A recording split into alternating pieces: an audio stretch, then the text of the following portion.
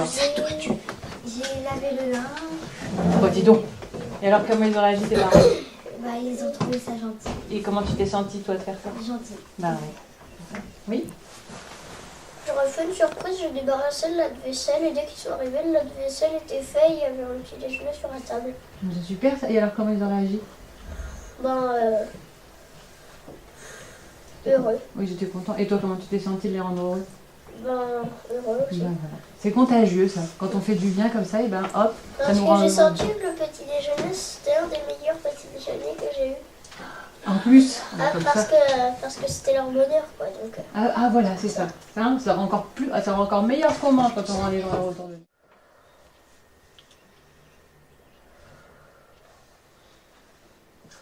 Quand on expire, on écoute le battement du cœur. On va faire ça 3 fois. On inspire, on imagine que la pierre elle grandit. On expire, on écoute le battement du cœur. On inspire, on imagine que la pierre grandit. Et à l'expire, on écoute le battement du cœur.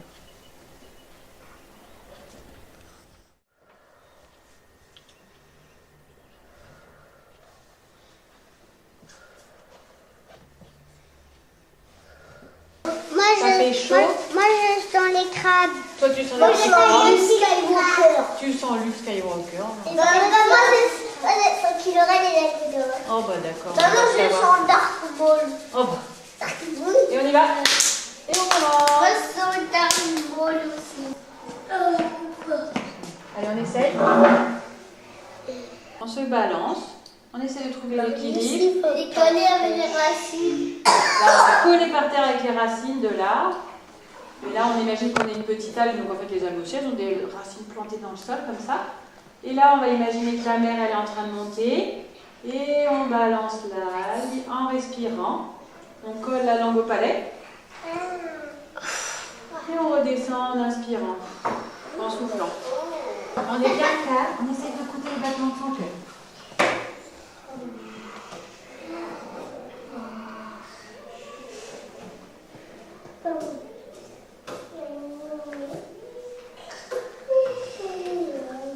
Est-ce que vous sentez le battement de votre cœur? Alors il va vite ou il va doucement? Il va vite parce qu'on a bougé.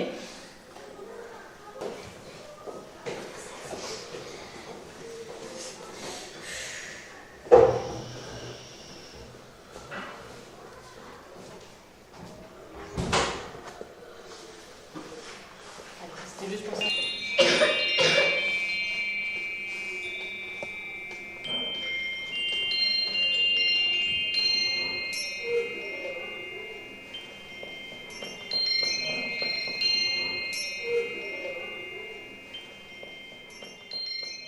Donc là, vous allez imaginer un endroit où vous vous sentez très bien. Ça peut être dans votre famille. Ça peut être chez vos grands-parents, à la maison, dans votre chambre. Un endroit où vous vous sentez bien en sécurité.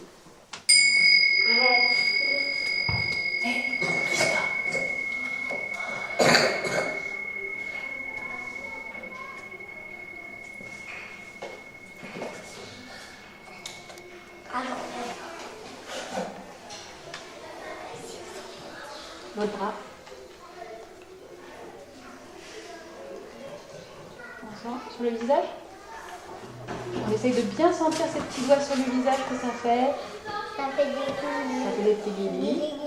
C'est froid, mais c'est froid. C'est comme une vraie pluie pour nous. Comment tu as trouvé les séances de méditation, Ninoc? Ben, bien, et quand on n'avait pas, on était un petit peu énervé et quand on est avec la méditation, après je sentais que les enfants ils étaient un petit peu plus calmes. Ah, et toi, ça t'a servi à quelque chose pour toi? Oui. À quoi, par exemple? Ben, à rester mieux assis sur la chaise pendant les cours. Bien. Est-ce que ça t'a appris quelque chose? Oui, d'être gentil avec les autres.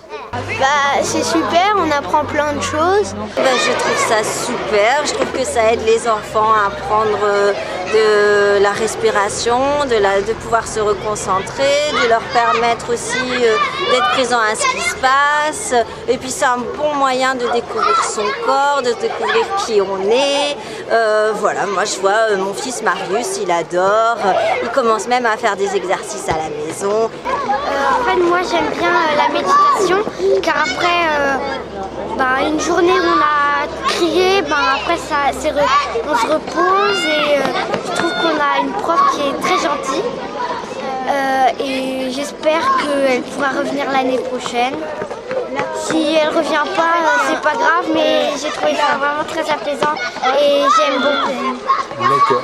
Qu'est-ce que ça a changé pour toi Pour moi, après quand je me mettais la pression des fois pour travailler quand j'étais à la maison, donc je faisais les petits exercices qu'elle nous avait dit.